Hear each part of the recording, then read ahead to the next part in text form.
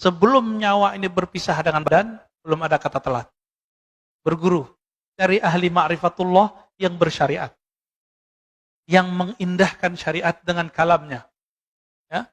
Ada orang soleh secara zahir, tapi kalamnya merendahkan orang, berbohong atas nama Rasul. Kita nggak masuk itu. Kita nggak masuk itu, Pak. Ya. Ini sudah melanggar adab-adab Nabi. Nah, di sini bagian terakhir yang mau saya sampaikan. Masih panjang ya, mau syuruk. Ada kriteria syekh yang ideal. Mau cari guru yang ideal, ini dilengkapi di sini oleh Imam Ibnu Ajibah pensyarah kitab Hikam.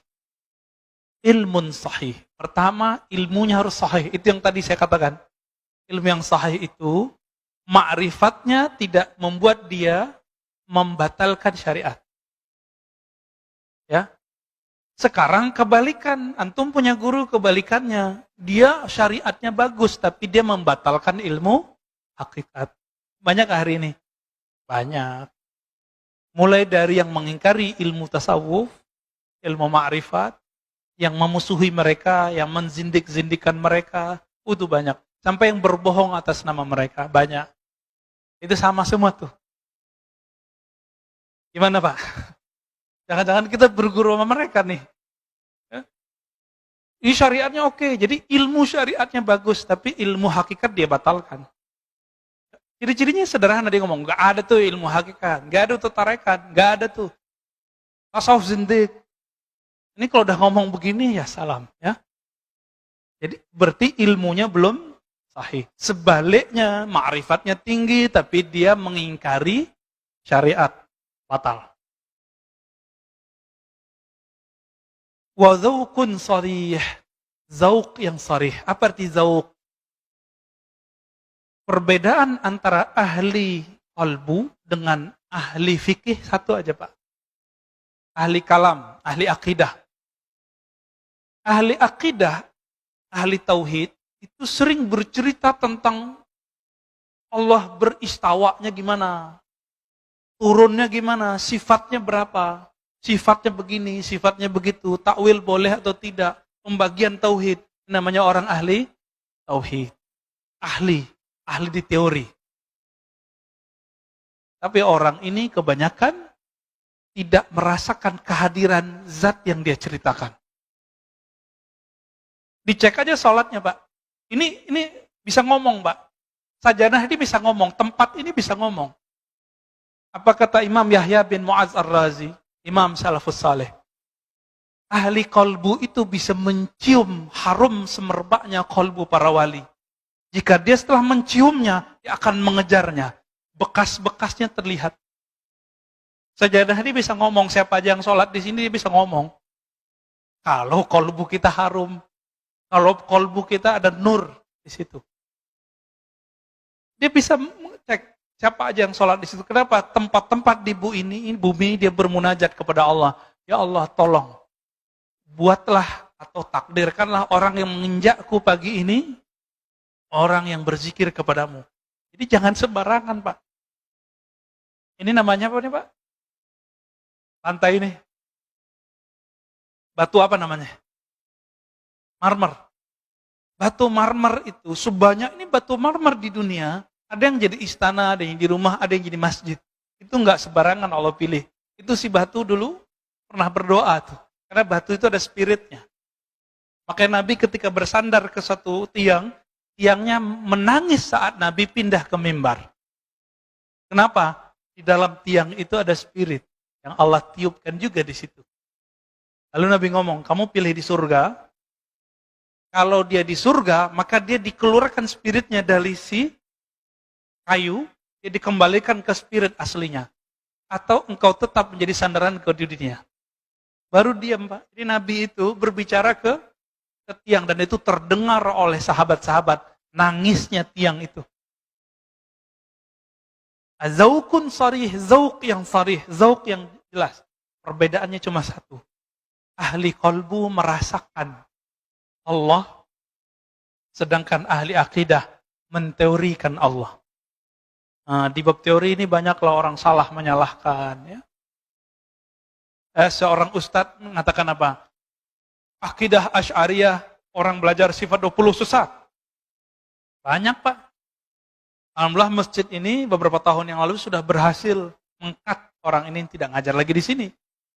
Tempat berjibaku juga ya. Alhamdulillah. Ya. Itu guru-guru Bapak semua di kampung dulu, kiai-kiai kita di kampung itu dianggap sesat sama dia. Dia minta ngaji di sini, tapi giliran pengajian kita dia nggak mau hadir. Ya kan? Nah, ini problem ini. Ini zauknya nggak sorry. Cerita tentang Allah, tapi nggak merasakan. Dalam sholatnya dia membayangkan dia mau ngomong apa. Menyiapkan materi mau diceramah apa. Orang-orang ini zauknya tidak sorry. Zauk yang sorry, lisannya membaca nama Allah, kalbunya merasakan yang punya nama. Disebut dengan zauk yang sorry. Jadi lisannya dibenarkan oleh kalbunya seiring dengan lisannya. Baru disebut zaukun sorry. Jadi enggak sandiwara. Ya banyak, saya udah ketemu banyak ahli zikir Pak, yang pura-pura nangis depan muridnya juga ada. Ya, sebelum ketemu dia bahasa-bahasain dulu matanya. Kita lihat. Ya semenjak saat itu saya nggak mau lagi ikut kajian dia. Ya.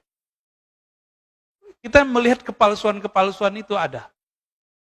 Orang mengira ini kesalahan ahli zikir kalau tidak berguru atau berguru mentok ditinggalin gurunya. Dia kira puncak dari zikir nangis, enggak. Puncak dari zikir adalah ma'rifatul mazkur. Mengenal siapa yang dizikirkan. Itu puncak dari zikir. Bukan nangis.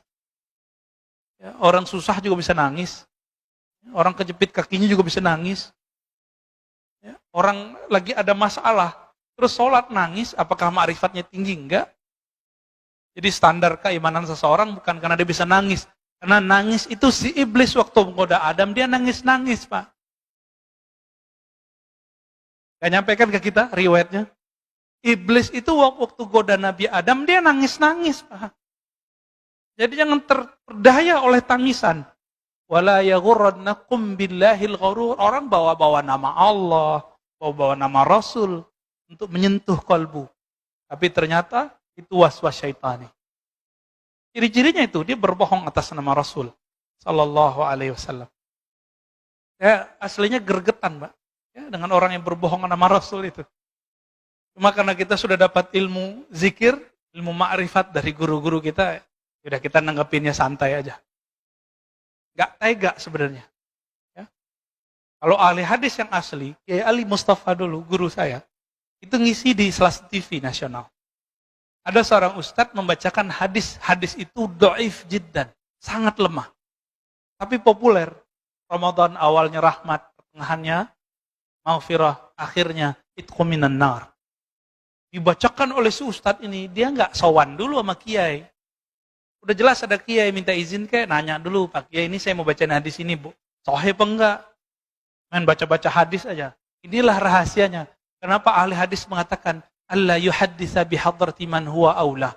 Jangan kamu menyampaikan satu hadis berceramah, memberikan motivasi di depan orang yang lebih utama darimu. Kita tambahkan illa biizni, kecuali dengan izinnya, ridhonya. Bapak kalau lihat 2010 itu orang dibantai oleh Kiai Ali Mustafa Yakub. Ya. Langsung diambil mic ditanya, "Kamu tahu enggak ini hadis riwayat siapa?" Ini sahih apa enggak? Si ustaznya bilang sahih, saya enggak ingat ya. Dia bilang sahih, saya ingat itu. Dibantai habis-habisan. Ini hadis dhaif jiddan. Riwayat Imam Ibnu Huzaimah meragukan kualitas hadisnya. Ente sampaikan ke manusia. Tapi manajernya nggak berani marah sama kiai ahli hadis. Udah galak duluan soalnya. Baik. Kemudian ada himmah aliyah. Si guru ini nggak boleh dia orangnya mudi. Tahu mudi nggak Pak? Mutan. Si guru ini karakter ketiganya semangatnya tinggi. Langsung sampai kepada Allah. Ciri-ciri orang begini, dia ini hatinya sensitif, tapi dia mengalah dengan hati yang sensitif itu untuk kepentingan jamaah muridnya. Jadi biarlah saya makan hati, yang penting jamaah saya nyampe kepada Allah. Bukan malah ngibulin jamaah. Ya. Dia mau berkorban untuk muridnya, berdoa untuk muridnya, siang malam dia mendoakan muridnya, melebihi dia mendoakan anaknya sendiri. Ini yang disebut himmah aliyah. Udah ketemu belum Pak guru begini? Mendoakan murid tiap hari. Orang tua aja cuma doain anaknya, biar dapat rezeki yang banyak. Mana orang tua berdoa, ya Allah, kumpulkan kami bersama keluarga kami, anak-anak kami di surga. Lapangkan rezekinya, masukkan dia ke surga. Jarang kan yang doa begitu? Rata-rata berizki. Kayaknya hidup rezeki doang. Kalau guru lebih dari itu, guru mendoakan, ya Allah mudahkan hidup murid-muridku. Kumpulkan kami bersama nabimu di surga. Guru Pak. Ini yang disebut himmah aliyah. Himmahnya gak cetek. Ya? Maka guru begini, dia punya akses syafaat. Walaupun dia tidak bisa memberi syafaat secara mutlak, dia harus dapat izin dulu dari Nabi Muhammad SAW. Ya. Wahalatun mardiyah. Nah, kondisi orang ini, kondisi itu ada dua. Kondisi rohani, kondisi fisik. Kondisi di sini adalah kondisi rohani. Kalbunya hanya berisikan nama Allah, ma'rifatullah, bukan dunia. Ini yang disebut hal. Hal artinya perubahan-perubahan. Keadaan dia kalau berubah dari Allah, Rasul, Allah, Rasul, Allah, Rasul, udah gitu aja. Cintanya cinta Allah, cintanya cinta Rasul. Ya. Kalau sudah ketemu orang begini, Bapak ambil ilmu dari dia. Karena apa? Karena dialah yang disebut al-mursyid al-kamil. Mursyid yang ideal. Yang pertama apa tadi? Ilmunya sahih. Syariat, tarekat, hakikat, ma'rifat. Tidak boleh bertentangan. Yang kedua, apa yang kedua? Zaukun sarih. Dia lahir batinnya sama. Jadi lisannya dibenarkan kolbunya, kolbunya dibenarkan lisannya. Yang ketiga, himmah aliyah. Semangatnya tinggi, tidak gampang futur. Yang gampang futur siapa? Futur ini don, mudi. Itu jamaah, murid. Tapi kalau guru nggak boleh futur. Ya, nggak boleh tersinggung dikit, kemudian nggak mau ngajar lagi, nggak. Ya. Yang keempat, Pak Mirwan senyum-senyum, kayaknya ada yang kena nih ya. Yang keempat, halnya mardiyah. Jadi dia kalau berubah, perubahannya selalu mengarah kepada ridha Allah Subhanahu wa Ta'ala. Semoga kita bertemu dengan mereka, semoga kita menjadi murid-murid mereka.